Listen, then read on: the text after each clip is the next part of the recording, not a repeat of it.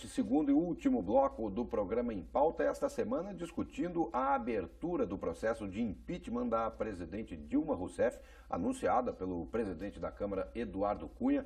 E aqui ao meu lado, o professor da Universidade Fevale, professor do curso de Direito, Henrique Kesk. Professor, esse anúncio do Eduardo Cunha, porque ficou naquele chove não molha durante todo esse ano de 2015. Quando o PT anuncia numa terça-feira de que vai se posicionar favorável à cassação do deputado Eduardo Cunha, na quarta-feira se abre um processo de impeachment da presidente Dilma. Foi o troco? Ou o senhor acredita nas palavras de Eduardo Cunha dizendo que isso já estava decidido e que ele apenas esperava o momento certo para anunciar a abertura desse processo? Eu acredito, Bruno, que acreditar nas palavras do Eduardo Cunha, só os cúmplices dele acreditam, como o Paulinho da Força, que está comprometido também penalmente e por isso constitui a tropa de choque dele lá na Câmara. Acredito sim que foi, na verdade, vingança pessoal, porque até então ele estava negociando tanto com a oposição quanto com o Planalto. A moeda de troca dele era o processo de impeachment. Quando o PT decide na comissão de ética que realmente faria a votação favorável à cassação do Eduardo Cunha, a levar o problema da cassação para o plenário, ele então decide a abertura do processo de impeachment. E veja o absurdo que nós estamos passando, que quem está conduzindo o processo de impeachment da presidência da República é alguém como Eduardo Cunha, que não tem mais nem sustentação moral para estar realizando o que está realizando, e só tem sustentação política no grupo de cúmplices que ele reuniu em torno dele, que provavelmente constituem, se forem investigados, a mesma quadrilha de interesses que se utilizou de todas as prerrogativas e devem ter tido, inclusive, as campanhas financiadas com este dinheiro desviado, digamos assim, da corrupção. Então, nós não temos efetivamente um processo de impeachment legítimo, porque realmente é uma vingança pessoal e na verdade, a falta de uma agenda positiva do Executivo foi produzida por Eduardo Cunha, porque nenhuma destas ações... Várias propostas. Inclusive aquela discussão enorme da pauta bomba, era tudo moeda de troca somente para se manter no poder. Então, de novo, não há a menor preocupação aí, efetivamente, com os destinos do país de forma nenhuma, porque se houvesse, a solução já teria sido tomada há muito mais tempo.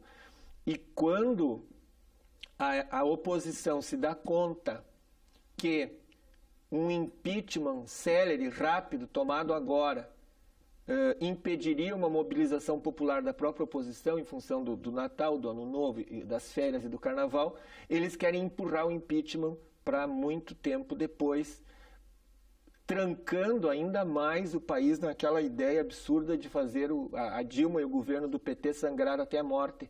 O problema é que não é a Dilma que vai sangrar, nem é o governo do PT que está sangrando, é a população brasileira que efetivamente está sangrando. Uma crise política se reflete naturalmente numa crise econômica. Sem dúvida. E isso nós estamos vivendo aqui perfeitamente e claramente dentro do país hoje, com essa quantidade de demissões, de empresas que estão fechando as portas, como nós estávamos conversando aqui também no intervalo, mas também não sabemos desses fechamentos até que ponto eles são fechamentos ocasionados por uma crise econômica ou são fechamentos de empresas por outros interesses. Táticos, né? Então, na verdade, o país está à deriva. Nós não temos um capitão. Não. E o barco está afundando. E tem outra coisa importante dos telespectadores se darem conta, é o fato de que a permanência do Eduardo Cunha faz com que o próprio rito do impeachment, que já estava decidido, seja modificado. Por exemplo, ele, em pleno andamento da eleição da comissão, que ia propor... Que não se consegue formar. Por quê? Porque no momento que perceberam que a comissão que obedecia o que já estava estabelecido nas normas era contrária ao impeachment, ele cria uma segunda chapa e vence uma eleição totalmente fraudulenta dentro do próprio Congresso, a ponto de que o PCdoB agora move o processo contra o STF, o Fachin, do ministro do STF, liminarmente concede barrar todo o processo, para que então o Supremo Tribunal Federal defina qual é o rito processual que deve ser seguido pelo próprio impeachment. Agora, o Eduardo Cunha, uma coisa há de se admirar nele, né? É o conhecimento do regimento interno da Sim, casa. é votado por eles mesmos, então ele conhece. Porque ele conhece a casa de uma ponta a outra para conseguir fazer todas essas movimentações que ele faz e sair vitorioso. E obstrui daí todo o trabalho da comissão, tanto da comissão de ética que está julgando o caso particular dele, quanto da instalação da comissão para propor o impeachment. Então, não tem outra alternativa a não ser afastar o Eduardo Cunha. Então, esse foi o último pedido feito agora e o que o STF na quarta-feira vai decidir qual é verdadeiramente o rito que deve ser obedecido para este processo de impeachment. Agora, eu volto a afirmar que se for somente o impeachment contra a presidente Dilma, eu não vejo nenhuma possibilidade de mudança num governo transitório de Michel Temer. Ele não vai realizar um governo de conciliação nacional. Ele é o atual governo. Então, eu não vejo como é que alguns setores da sociedade são capazes de afirmar que algo mudaria com Michel Temer. Não temos a possibilidade do que houve com o Itamar Franco, do lançamento de um plano econômico realmente modificou a economia do país, pelo menos até outra coisa importante, alguns anos à frente, depois de 94. Essa última afirmação é importante. Ninguém que venha a assumir o governo no Brasil vai deixar de aplicar o ajuste fiscal para nós pagarmos a conta dos investimentos sem custeio que foram realizados. Agora o ministro Levi afirmou que se for reduzir a meta a zero, ele se demite. Cogitaram, onde é que ele vai assinar, né? Cogitaram Henrique Meirelles e nenhum ministro que venha a assumir na continuidade do governo Lula, ministro da Economia, ou num possível governo de Temer, vai mudar a política econômica. Então, teremos que sofrer um ajuste geral da economia, como está sendo dito, um remédio amargo, e não é essa mudança política que vai promover essa alteração. O que nós precisamos fazer realmente é definir essas questões diretamente no Congresso Nacional.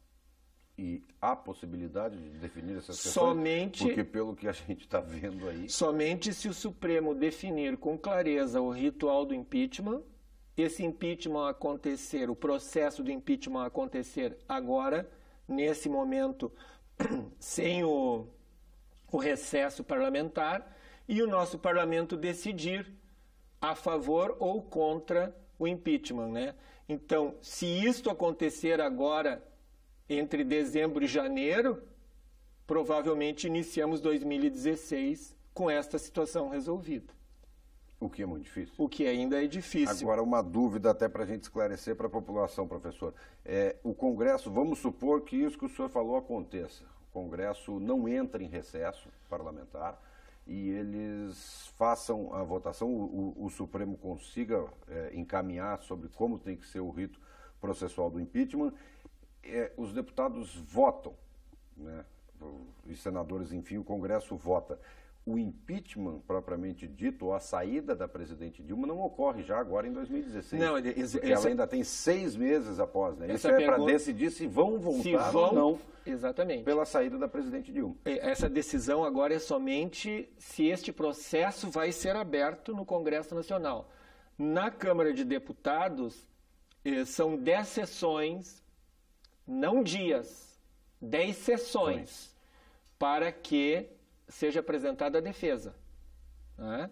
Então, aqui nós já temos sessões que podem ser marcadas com intervalo de 15 dias. Esse processo continua e ela continua no exercício do poder. Findas essas 10 sessões, é realizada a votação. Se 343 deputados votarem pelo impeachment, ela sai. Ela precisa de 170 votos para barrar o impeachment, 171 votos. Se for barrado na Câmara, não vai ao Senado. Né?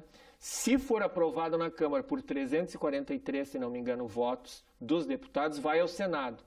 E lá no Senado, ainda ela é afastada pelo período de 6 meses. O Senado tem 6 meses para decidir se efetivamente ocorreu o processo de impeachment ou não.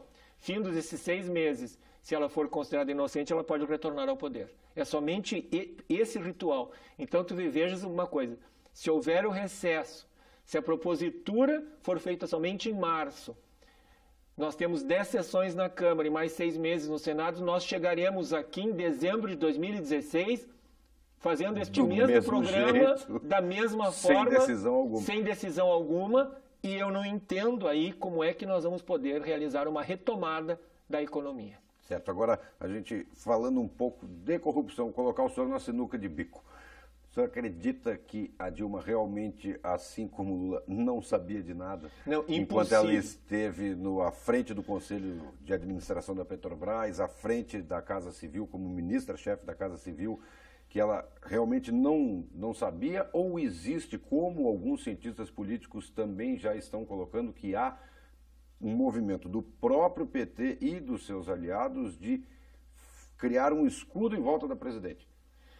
Olha, se eu fosse presidente do Conselho da Petrobras, por exemplo, e recebesse um parecer técnico do Cerveró, homem de confiança, no rateio político. Com aquele olhar. Com aquele olhar. Será que eu não acreditaria no parecer?